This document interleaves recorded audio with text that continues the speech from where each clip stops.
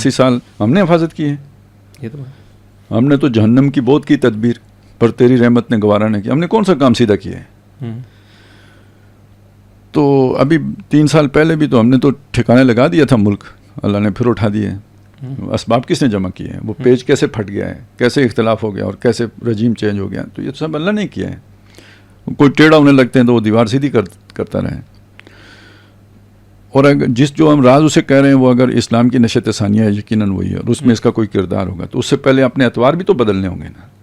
تو نہیں بدلے تو مار کھا کے بدلیں گے. یعنی اب اس جگہ پہ آ گئے ہیں کہ اس سے پہلے جو پال پوس کے اللہ تعالیٰ نے جس مقصد کے لیے کھڑا کیا تھا, تو اب اس کی آبیاری کا وقت آیا ہے.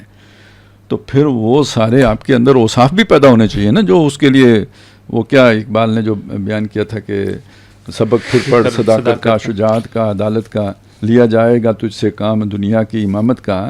تو یہ سبق پڑھنا پڑے گا نا. تو نہیں پڑھا تو پھر اللہ پڑھائے گا. تو اللہ پڑھاتا ہے بڑے طرز طریقے سے پڑھاتے ہیں. بنی اسرائیل کو پڑھایا تھا نا اس نے 4 کتابوں میں وعدہ. ہاں 5واں آیا ڈنڈا, ٹھیک ہے نا. وہ پہلے دیکھیں سارے احسانات کیے, بنی اسرائیل کو نکالا, نجیناکم من آل فرعون یسومونکم سوء العذاب, یہ سارا ہو گیا. اذ فرقنا بکم البحر, یہ سب ہو گیا. لیکن جب وعدہ خلافی کی تو پھر وہ تعاون پھوٹا, 70,000 ایک دفعہ مارے گئے. پھر 70,000 وہ جو بت پرستی کی اس کے نتیجے میں مارے گئے. اس کے بعد وہ بندر اور خنزیر بنانے والا کام ہوا. 40 سال تک صحرائے میں بھٹکتے پھرے. پھر وہ یوں سکھاتے ہیں. تو ہمیں بھی اس نے بہت مطلب انزلنا علیکم المن والسلوی, سارا کچھ ہمیں بھی ہمارے ساتھ بھی کیا ہے. اب اگر وہ جگہ آ گئی ہے تو پھر اس جگہ پہ آ کے پھر وہ بناتے. تو خاک میں مل اور آگ میں جل, جب خشت بنے تب کام چلے. ان خام دلوں کے عنصر پر بنیاد نہ رکھ تعمیر نہیں. تو تعمیر کا اگر وقت آیا ہے تو پھر تخریب سے گزرنا پڑے گا.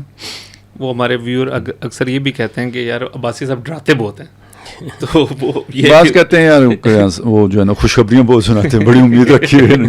تو یہ اصل میں دونوں چیزیں ہونی چاہیے نا. دیکھیں یہ کیا ہے, جیسے ایمان ہے بین الخوف والرجاء, امید اور خوف کے درمیان کی چیز ہے. اسی طرح جیسے حدیث میں ہے کہ ایک مبلغ ہے یا داعی ہے یا خطیب ہے, تو اسے نہ ہی اتنا خوشخبری دینی چاہیے کہ لوگ بالکل ہی عذاب سے بے فکر ہو جائیں, نہ اتنا عذاب سے ڈرا دینا چاہیے کہ وہ مایوس ہو کے بالکل ہی بیٹھ جائیں. یعنی عمل سے فارغ, ڈر کے بھی ہو سکتا ہے بندہ اور امید کی وجہ سے بھی ہو سکتا ہے. تو دونوں کے درمیان رکھنا چاہیے نا. تو جب ایک طرح کے لوگ ہمارے اوپر یہ اعتراض کرتے ہیں کہ ڈرا بہت دیتے ہیں, اور دوسری طرح کے کہ آپ بہت امید بہت دلا دیتے ہیں, تو اس کا مطلب ہے ہم بیلنس پہ چڑھ رہے ہیں. وہ خود 2 ایکسٹریمز پہ ہیں جن کو پھر وہ دوسری طرف کی بات بری لگتی ہے.